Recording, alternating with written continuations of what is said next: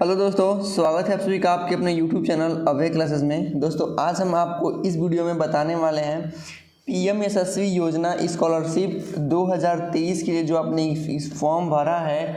यदि आप class 9th के स्टूडेंट हैं तो भी या क्लास 11th के स्टूडेंट हैं तो भी आपको पता होगा कि हमारा एसएससी बैच चल रहा है, जिसके अंतर्गत हम लोग डेली वीडियोस मैथ की, साइंस की, जीके की, हिस्ट्री की आपको दे रहे हैं। तो उसी के क्रम में आज हम अपने सामान्य ज्ञान के प्रश्नों को देखने वाले हैं, जो कि बहुत ही इम्पोर्टेंट हैं। ठीक है, आप लोग पीडीएफ कर रहे हैं सर, टेलीग्राम चैनल पे मैं हर पीडीएफ को डाल दे रहा हूँ। और जो भी पीडीएफ कुछ बच रहा है तो उसको थोड़ा सा हम लोग अच्छे तरीके से बनाने का प्रयास कर रहे हैं। तो जानते ही हैं थोड़ा सा टाइम लग रहा है, लेकिन आप लोग का बहुत बहुत धन्यवाद। जस्ट 10 से 15 दिनों में मैंने एक टेलीग्राम चैनल बनाया है, जिससे कि आप लोग जुड़ चुके हैं। अब तक लगभग कम से कम 60 से 70 लोग उस पर ज्वाइन हो चुके हैं। आप लोग का इतना प्यार अभय क्लासेस के प्रति है, उसके लिए तहे दिल से आपको बहुत बहुत धन्यवाद। आप लोग की वजह से ही हमारा 6K सब्सक्राइबर कंप्लीट हो चुके हैं। आप लोग मेरी डेली 1 या 2 दिन बाद वीडियो में सुनते होंगे मेरे इतने के सब्सक्राइबर, तो ये सब आप लोगों की देन है मेरे भाई। ठीक है, जो आप लोग मुझे इतना सपोर्ट किए हैं और मेरे कंटेंट को देख करके आप लोग का मैसेज आता है, सर आप अच्छा पढ़ा रहे हैं, आपका कंटेंट सभी जितना भी हम लोग पढ़े हैं सबसे अच्छा लग रहा है। तो बहुत बहुत धन्यवाद आप लोगों को। देखिए अभी हम आपको ऐसे चल रहा है ना, लेकिन जब 1 तारीख से आपको मॉडल पेपर एकदम हूबहू जैसे एग्ज़ाम देने गए थे हम लोग, मतलब 9th का, या मेरे जो स्टूडेंट गए थे, मतलब 9th के या 11th के जो 10th में पढ़ रहे हैं, मतलब 11th वाले जगह जाएंगे देने।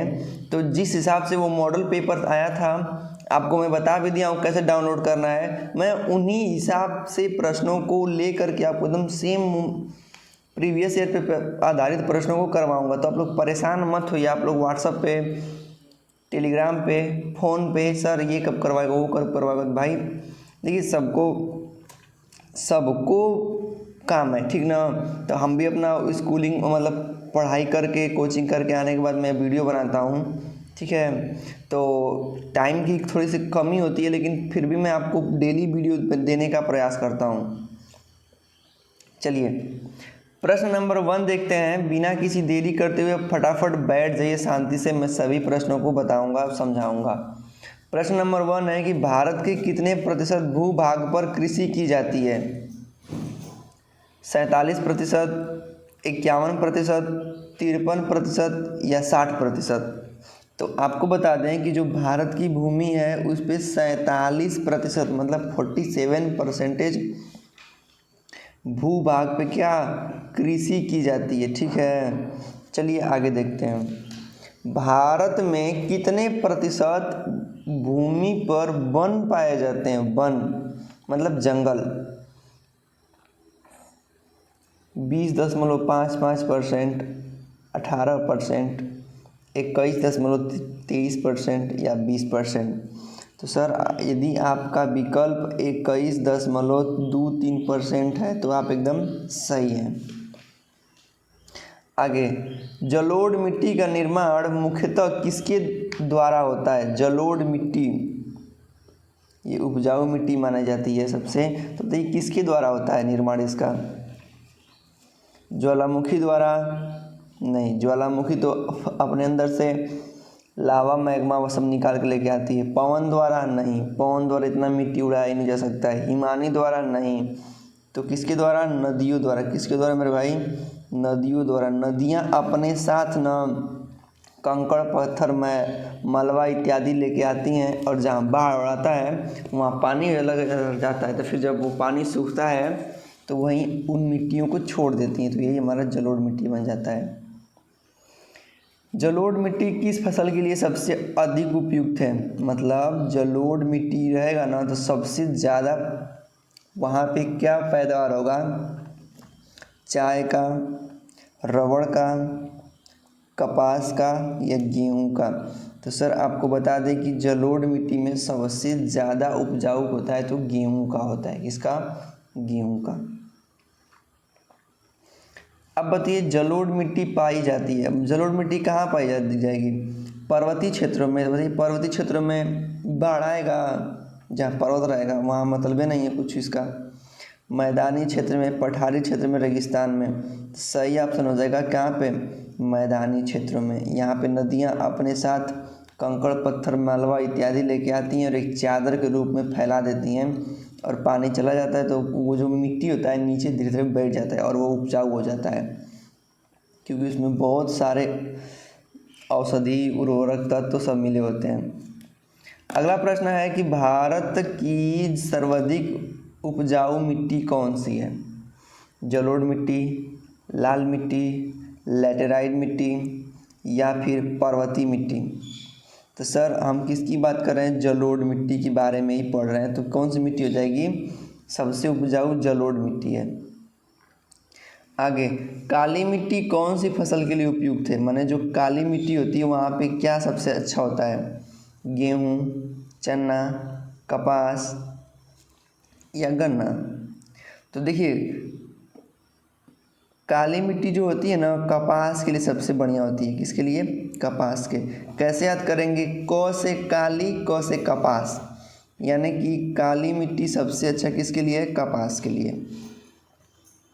8वां प्रश्न भी सेम वही है, कपास की खेती के लिए उत्तम मिट्टी कौन सी? काली मिट्टी है। निम्न में कौन सी मिट्टी चाय के लिए उपयुक्त है? मतलब सबसे अच्छा चाय किस मिट्टी पे होगा? तो आप बताइए कि चाय होता कहाँ है, पहले ये बताइए। मैदानी क्षेत्रों में या रेगिस्तान में या पर्वतीय क्षेत्रों में, कहाँ पे? या जल में। तो बहुत सारे लोगों का प्रश्न होगा कि सर वो तो पहाड़ पर्वत पे होता है, मतलब पर्वत पे होता है। तो पर्वत पे होगा तो पर्वतीय मिट्टी चाहिए। कौन सी मिट्टी चाहिए? जब पर्वत पे होगा तो कैसी मिट्टी चाहिए? सर जब पर्वत पे होगा तो हम लोग को पर्वतीय मिट्टी चाहिए। विकल्प है पर्वतीय मिट्टी, काली मिट्टी, जलोढ़ मिट्टी, लाल मिट्टी। तो हमारा आंसर क्या हो जाएगा? आंसर हो जाएगा हमारा पर्वतीय मिट्टी। कौन सा? पर्वतीय मिट्टी। आगे प्रश्न देखते हैं। निम्न में कौन उपहार है? मतलब उपहार के रूप में किसको मानते हैं? श्रम, पूंजी, भूमि, संगठन। तो देखिए उपहार के रूप में हम लोग भूमि को मानते हैं, क्योंकि भूमि प्राकृतिक द्वारा दिया गया एक उपहार है जिस पे हम लोग अन्न पैदावार करके अपने आप को जीवित रखते हैं। अगला प्रश्न है कि निम्नलिखित में से कौन सा जल सर्वाधिक खारा होता है? कौन सा जल सर्वाधिक खारा होता है? तो आपको पता है कि जो समुंदर होता है उसमें बहुत सारी नदियां आके मिली होती हैं, इसलिए उसका जल क्या हो जाता है? खारा हो जाता है। तो देखिए इसमें विकल्प है वर्षा जल, अधोभूमिगत जल, समुद्री जल, नदी का जल। तो मेरे भाई आप सबको पता होगा कि जो समुंदर का जल होता है ना वो कैसा होता है? खारा होता है। कैसा होता है? खारा होता है। आइए अब अपने अगले प्रश्नों को देखते हैं। प्रश्न है कि निम्नलिखित में से कौन सी परियोजना पश्चिम बंगाल तथा झारखंड को संयुक्त रूप से लाभान्वित करती है?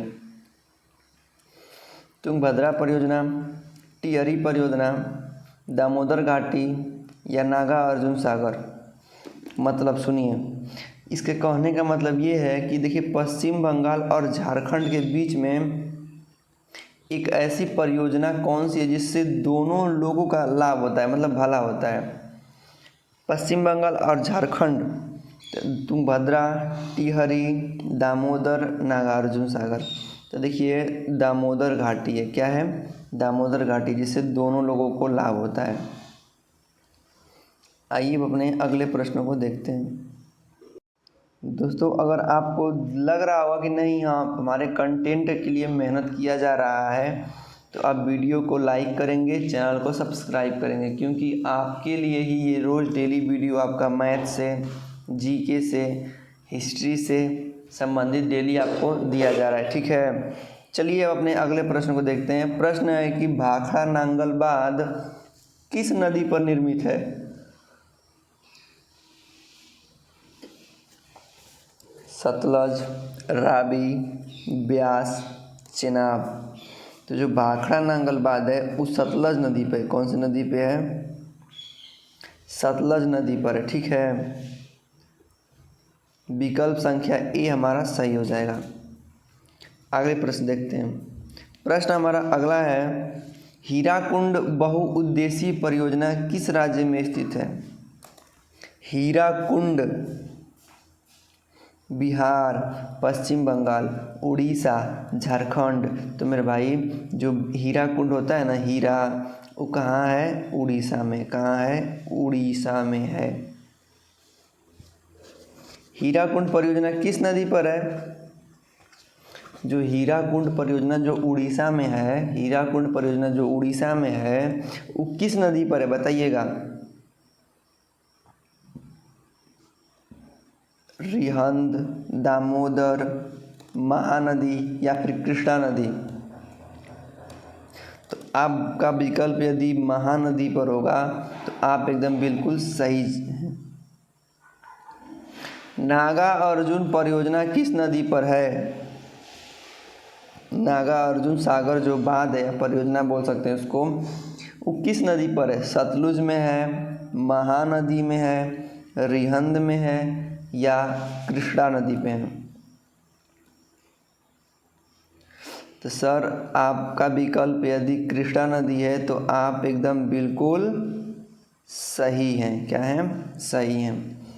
तो आपको बता दें कि बहुत बहुत लोगों का धन्यवाद है कि कुछ मेरे भाई जो भी मैं इन वीडियो में बताते समय मतलब इस प्रश्न पे आधारित कोई प्रश्न बताया, सेम उसी से संबंधित कोई प्रश्न पूछ देता हूँ, आप लोग कमेंट करते हैं तो मैं उन कमेंट को पढ़ता हूँ और बहुत जो भी मैं प्रश्न पूछ रहा हूँ आप उनको कमेंट करते हैं। जैसे मैंने विटामिन का पूरा नाम पूछा था, रासायनिक नाम, vitamin A, vitamin B, vitamin C, vitamin D.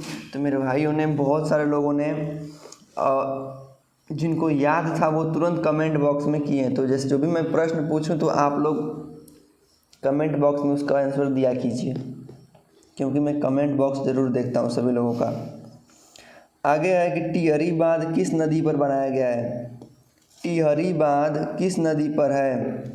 Yamuna नदी पर, रामगंगा, भागीरथी या एवं भीलगना, और डी है शारदा नदी। तो टिहरी बांध न भागीरथी नदी पर बनाया गया। किस पे? भागीरथी। आगे है कि रिहंद बांध परियोजना किस राज्य में बनाया गया है? रिहंद बांध। अच्छा, बांध किसे कहते हैं और आप बताएंगे कि बांध का क्या लाभ होता है, बांध क्यों बनाया जाता है? आप एक दो लाइन में इसका लिख के आंसर भेजेंगे, हम देखते हैं कौन कौन भेजता है। और अगले वीडियो में मैं उनका नाम लूँगा कि नहीं ये भाई इसका सही उत्तर दिए थे। बांध क्यों बनाया जाता है? चलिए प्रश्न देखते हैं कि रिहंद बांध परियोजना किस राज्य में बनाया गया है? पंजाब, आंध्र प्रदेश, बिहार, उत्तर प्रदेश। तो इसका सही आंसर हो जाएगा का उत्तर प्रदेश। क्या हो जाएगा? उत्तर प्रदेश। निम्न में से उत्तर प्रदेश की सबसे बड़ी नदी घाटी परियोजना कौन सी है? तो उत्तर प्रदेश में तो सबसे फेमस यही है। क्या आप बताएंगे? माता टीला, रामगंगा, रिहंद, गंडक। तो उत्तर प्रदेश का सबसे बड़ी घाटी नदी परियोजना है कौन है? रिहंद बांध है। माता टीला बांध किस जनपद में बनाया गया बताइएगा? माता टीला, माता टीला आगरा में, ललितपुर में, कानपुर में या मथुरा में?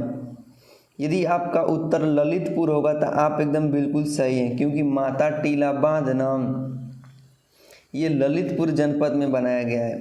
अब आप कमेंट करेंगे कि ललितपुर जनपद किस राज्य में है? आगे, हमारे देश में गंगा की सबसे बड़ी सहायक नदी कौन है? एकदम स्टार लगा लीजिएगा इस प्रश्न पे। तो इस प्रश्न पे आप एकदम स्टार लगाएंगे कि नहीं ये प्रश्न एकदम छपेगा। अलकनंदा, यमुना, कोसी, नयार नदी। तो सबको पता है गंगा जमुना एक ही साथ बोलते हैं हम लोग, अधिकतर लोगों से बोलते हैं गंगा जमुना नदी, गंगा जमुना नदी, गंगा जमुना नदी, मतलब जमुना को साथ में जोड़ के बोला जाता है।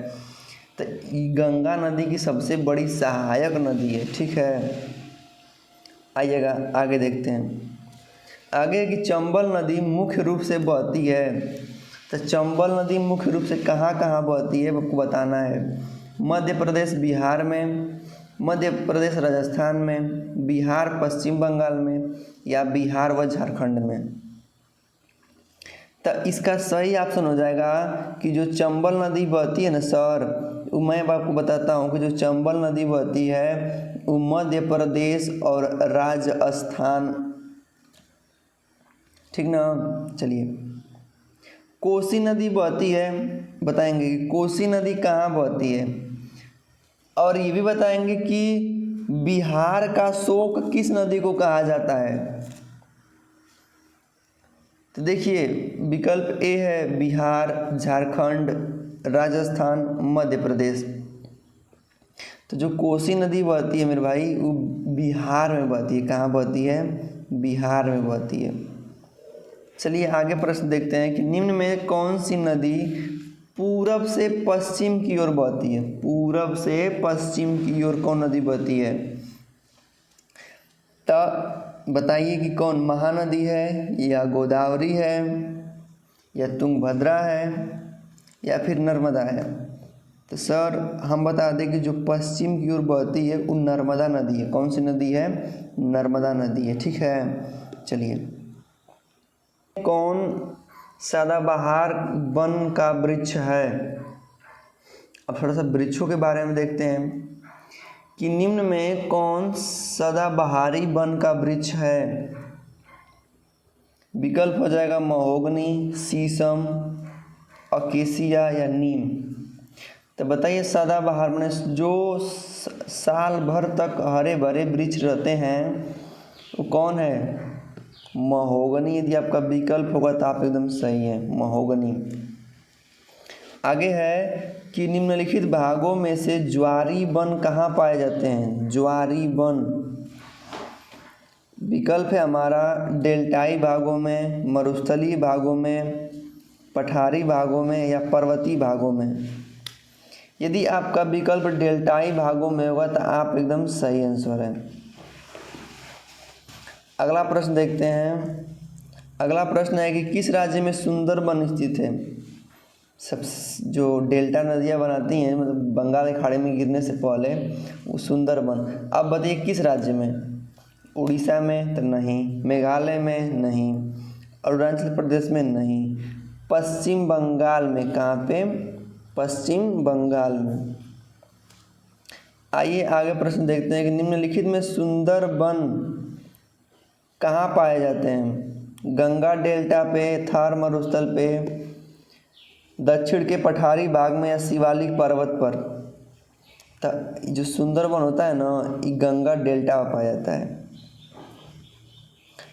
अब आप बताएंगे किस तिथि को विश्व पर्यावरण दिवस मनाया जाता है? विश्व पर्यावरण दिवस 5 जून को मनाया जाता है। कब? 5 जून को। मैं इस पर पूरा एकदम वीडियो ला रहा हूँ आपको पूरे अच्छे से ट्रिक संबंधित याद करने के लिए। दिन और दिवस पे आप ज़रूर इसको देखिएगा। चलिए आगे है कि निम्नलिखित में से कौन ऊर्जा का परंपरागत साधन है? परंपरागत साधन, भूतापीय ऊर्जा, ज्वारीय ऊर्जा, प्राकृतिक गैस, या बायोगैस, बायो ऊर्जा। परंपरागत गैस कौन हो जाएगा? प्राकृतिक गैस है। कौन है? परंपरागत साधन का बात करेगा तो प्राकृतिक गैस। आगे, झरिया क्यों प्रसिद्ध है? झरिया कोयले के लिए, तांबे के लिए, या बॉक्साइट के लिए, लौह अयस्क के लिए। तो आप बताएंगे सर जो झरिया है ना झारखंड वाला, कोयले के लिए। कहाँ पे है? कोयले के लिए। रानीगंज कोयला खान किस राज्य में स्थित है? पश्चिम बंगाल, बिहार, झारखंड, उड़ीसा। तो सर जो रानीगंज है ना, पश्चिम बंगाल के लिए फेमस है। किसके लिए? पश्चिम बंगाल के लिए। आगे देखते हैं, अंकलेश्वर प्रसिद्ध है। अंकलेश्वर क्यों प्रसिद्ध है? कोयला के लिए, खनिज तेल के लिए, परमाणु के लिए, या फिर तापीय शक्ति के लिए। तो अब आप इसका उत्तर देंगे कि सर जो अंकलेश्वर है ना, यहाँ खनिज तेल का उत्पादन ज़्यादा होता है, इसीलिए खनिज तेल के लिए। निम्नलिखित में बॉम्बे हाई संबंधित है। बॉम्बे हाई पर्वत शिखर का नाम है कि बंदरगाह है कि खनिज तेल है कि पर्यटन है, बताइएगा। तो अब बॉम्बे हाई के नाम से बम्बई के नाम सुन के आप मार देंगे पर्यटन, तो गलत हो जाएगा। ये खनिज तेल जहाँ शोधन होता है वहाँ का नाम है बॉम्बे हाई। निम्न में से कहाँ तेल शोधन कारखाना नहीं है? देखिए ऐसा ही प्रश्न बहुत जल्दी गलती होते हैं। मथुरा में भी है, कोयली में भी है, बरौनी में भी है, लेकिन कोटा में नहीं है।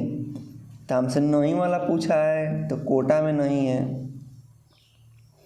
आगे, डिगबोई तेल क्षेत्र किस राज्य में है? डिगबोई त्रिपुरा, असम, अरुणाचल प्रदेश, पश्चिम बंगाल। तो जो डिगबोई है ना ये असम में, कहाँ पे है मेरे भाई? असम में है। चलिए आगे देखते हैं। हल्दिया तेल शोधनशाला कहाँ स्थित है? हल्दिया तेल शोधनशाला कहाँ स्थित है? उड़ीसा में, बिहार में, पश्चिम बंगाल में या झारखंड में? तो हल्दिया तेल शोधन कारखाना पश्चिम बंगाल में। कहाँ है? पश्चिम बंगाल में। देखिए इन जगहों का नाम होना, याद होना बहुत ज़रूरी है, ठीक है। तो इसलिए आपको चाहिए कि जो जहाँ जहाँ खनिज तेल, लौह अयस्क, सोना, चांदी, एल्युमिनियम, इस्पात, ये जहाँ जहाँ निकलते हैं उनको याद कर लीजिए। मैं अभी आप पे डेडिकेटेड वीडियो ला भी रहा हूँ, 5-5 मिनट का, 7-7 मिनट का, अब धीरे धीरे बनाने का प्रयास कर रहा हूँ, क्योंकि मेरा भी एग्ज़ाम ख़त्म हो गया है, बस केवल कोचिंग है। तो अब मैं खाली हो गया हूँ, तो आप लोग की इतना मेहनत तो करूँगा, ठीक है। और आपको बता दीजिएगा कमेंट में किस किस टॉपिक पे आपको चाहिए, मैं वीडियो बनाने का पूरा प्रयास करूँगा। आगे है कि तारापुर परमाणु ऊर्जा केंद्र किस राज्य में है? विकल्प है राजस्थान, उत्तर प्रदेश, महाराष्ट्र, गुजरात। तो सर यदि आपकी बात करें, यदि तारापुर परमाणु की बात करें तो सर इसका सही आंसर हो जाएगा, ये कहाँ है? महाराष्ट्र में। कहाँ पे है? महाराष्ट्र में है, ठीक है। तो चलिए अब अपने अगले प्रश्न को देखते हैं। प्रश्न है कि कोटा माने कि रावत भाटा परमाणु केंद्र कहाँ स्थित है? राजस्थान में, तमिलनाडु में, महाराष्ट्र में या फिर उत्तर प्रदेश में? बताइएगा। आप कमेंट भी कीजिए, थोड़ा सा आपका हाथ भी चलता रहे, नहीं तो आप ऐसे आपको आलस आएगा, आप नींद की मुद्रा में चले जाते हैं। तो सर यदि आप बात कर रहे होंगे कोटा रावत भाटा की, तो कोटा फेमस किस लिए है बताएंगे? आप बताइए कोटा क्यों फेमस है? ये राजस्थान में पड़ता है। कहाँ पे? राजस्थान में। आगे देखते हैं। कलपक्कम में निम्नलिखित में से क्या स्थापित है? परमाणु ऊर्जा केंद्र, तेल शोधक कारखाना, जल विद्युत केंद्र या तापी विद्युत गृह? अब इस प्रश्न का उत्तर बताने से पहले आप मेरा प्रश्न का उत्तर बताएंगे कि कलपक्कम किस राज्य में है, और हम बता देते हैं कि ये परमाणु ऊर्जा केंद्र क्या है? परमाणु ऊर्जा का केंद्र है, और आप बताएंगे कि कहाँ स्थित है। आइए अब देखते हैं लौह अयस्क और खनिज से संबंधित प्रश्नों को। हेमेटाइट का संबंध किस खनिज से है? हेमेटाइट, तो ये लौह अयस्क से, किससे? लौह अयस्क से संबंधित है। अभ्रक, जो कि भारत एकदम सर्वप्रथम है, पूरे देश में जो अभ्रक होता है सबसे ज़्यादा भारत में होता है। तो पूछा है कि अभ्रक के उत्पादन में किस राज्य का प्रथम स्थान है? बिहार, झारखंड, आंध्र प्रदेश, तमिलनाडु। तो सर यदि आपका विकल्प झारखंड होगा तो आप एकदम सही आंसर है। कोडरमा खान प्रसिद्ध है किसके लिए? कोडरमा खान। तो कोडरमा खान लौह अयस्क के लिए या तांबे के लिए या अभ्रक के लिए या बॉक्साइट के लिए? यदि आपका विकल्प कोडरमा खान के लिए अभ्रक होगा तो आप एकदम सही हैं। अगला प्रश्न, बॉक्साइट किस धातु का अयस्क है? ये तो एकदम डिट्टो सवाल आपका आएगा। बॉक्साइट किस धातु का अयस्क है? तो आप इसका विकल्प मारेंगे कौन सा, बताइए।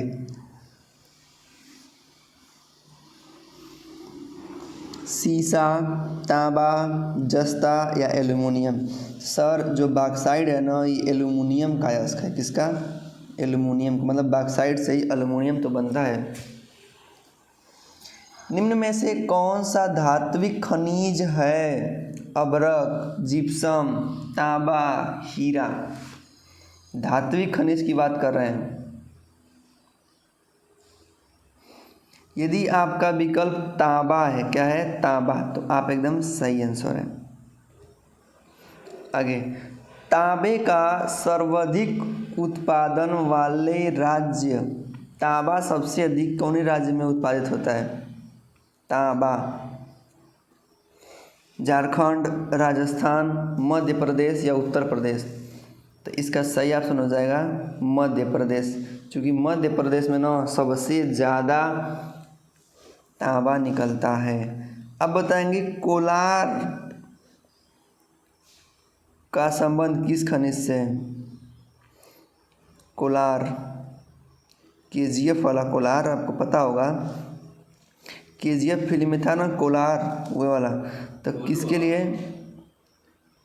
लिए संबंधित है? तो कोलार जो है सीमेंट के लिए या लोहे के लिए या स्वर्ण के लिए या फिर कोयला के लिए? तो देखिए कोलार जो होता है स्वर्ण से संबंधित है। कहाँ पे है? स्वर्ण। और ये है कहाँ, किस राज्य में? तो जो कोलार है ना, कोलार की खान वो कर्नाटक में। कहाँ पे मेरे बाबू? जो कोलार है ना, कर्नाटक में। कहाँ पे है?